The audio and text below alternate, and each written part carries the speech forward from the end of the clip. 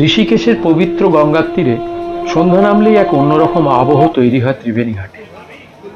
দিনের ব্যস্ততা ধীরে ধীরে স্তিমিত হয়ে আসে, আর গঙ্গার বুকে জ্বলে ওঠে অসংখ্য প্রদীপের আলো।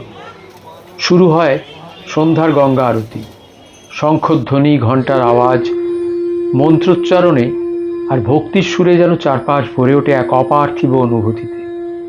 বিশ্বাস করা হয় ত্রিবেণী ঘাটে গঙ্গা, যমুনা ও সরস্বতীর পবিত্র মিলন ঘটেছে।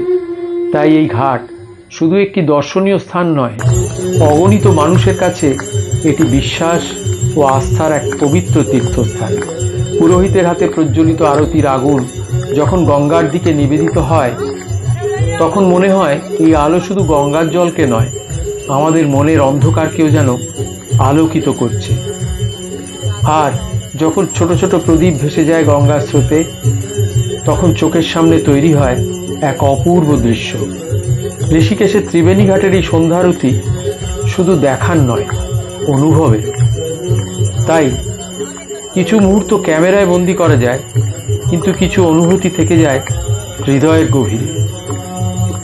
ভিডিওটি ভালো লাগলে অবশ্যই লাইক, কমেন্ট, শেয়ার ও সাবস্ক্রাইব করবেন।